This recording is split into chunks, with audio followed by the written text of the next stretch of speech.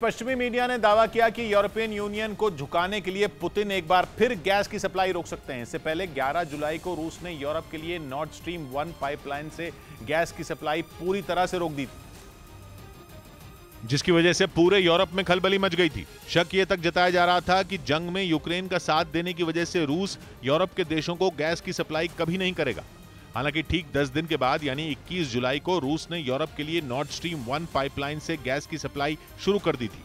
रूस की तरफ से उस वक्त यह दावा किया गया था कि रखरखाव और तकनीकी वजहों से गैस की सप्लाई रोकी गई थी, लेकिन अब पश्चिमी मीडिया यह दावा कर रहा है कि यूरोप के देशों को घुटनों पर लाने के लिए पुतिन एक बार फिर गैस की सप्लाई पूरी तरह रोक सकते हैं।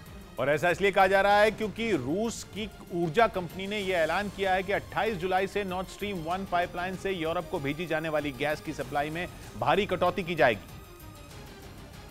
और पश्चिमी मीडिया यह दावा कर रहा है कि नॉर्ड स्ट्रीम 1 पाइपलाइन से इस वक्त जितनी गैस यूरोप भेजी जा रही है उसमें 20% की कटौती होगी। यह पहली बार नहीं है जब रूस ने गैस की सप्लाई में कटौती की हो। इससे पहले जंग शुरू होने के बाद रूस ने यूरोप की गैस सप्लाई में 40% की कटौती कर दी थी। मतलब यह कि आने वाले दिनों में यूरोप के देशों के सामने बड़ा ऊर्जा संकट खड़ा होने वाला है। रूस की ऊर्जा कंपनी गज़प्रोम की तरफ से यह घोषणा तब हुई जब यूरोपियन यूनियन में शामिल देशों ने 15% गैस बचाने की योजना तैयार की है, ताकि अगर रूस गैस की सप्लाई पूरी तरह से रोक दे तो सर्दियों के मौसम में उन्हें गैस के लिए रूस के आगे हाथ ना फैलाना पड़े। असल में रूस नॉर्ड स्ट्रीम 1 पाइपलाइन से जर्मनी को गैस की सप्लाई करता है और वहां से गैस यूरोप के कई देशों को भेजी जाती है। लेकिन अब यूरोपियन यूनियन को यह डर सता रहा है कि अगर रूस से गैस नहीं मिली तो सर्दियों में उनका क्या होगा, क्योंकि गैस सप्लाई में हुई कटौती की वजह से यूरोप का गैस भंडार तेजी से कम हो रहा है। यूरोप के देश अपना गैस भंडार सर्दियां आने से पहले कम से कम 80% तक भरना चाहते हैं। इसी वजह से यूरोपियन यूनियन ने संगठन में शामिल सभी देशों को गैस बचाने के निर्देश तक दिए थे, लेकिन गैस सप्लाई में कटौती की वजह से यूरोपियन यूनियन का सारा खेल ही बिगड़ गया।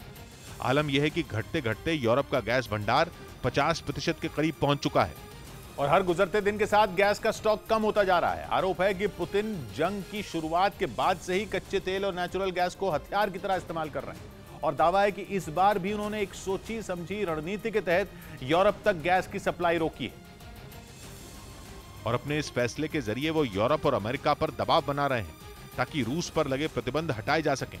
मतलब यह कि पुतिन गैस की सप्लाई रोककर पश्चिमी देशों पर प्रतिबंधों को हटाने का प्रेशर बना रहे हैं। यही बात यूक्रेन के राष्ट्रपति ज़ेलेंस्की ने भी कही। उन्होंने आरोप लगाया कि रूस ने जानबूझकर गैस की सप्लाई रोकी है ताकि सर्दियों से पहले यूरोपियन यूनियन को झुकाया जा सके।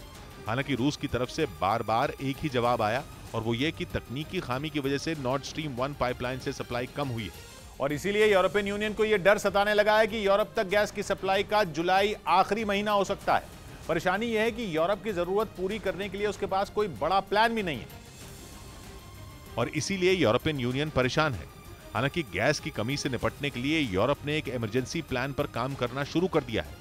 यूरोप के सभी देशों में लोगों से अपील की गई है कि गैस का किफायत से इस्तेमाल किया जाए। लेकिन यूरोप की परेशानी तो कुछ महीनों बाद आने वाली सर्दियां हैं। अभी से यूरोप के कई देशों में कारखाने बंद होने लगे हैं।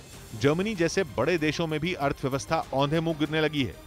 ऊपर से ठंड में अगर घरों को गर्म रखने लायक भी गैस न बची तो हाहाकार मच जाएगा। काम धंधे तो ठप हैं ही, लोगों के लिए ठंड में सांस लेना भी मुश्किल हो जाएगा।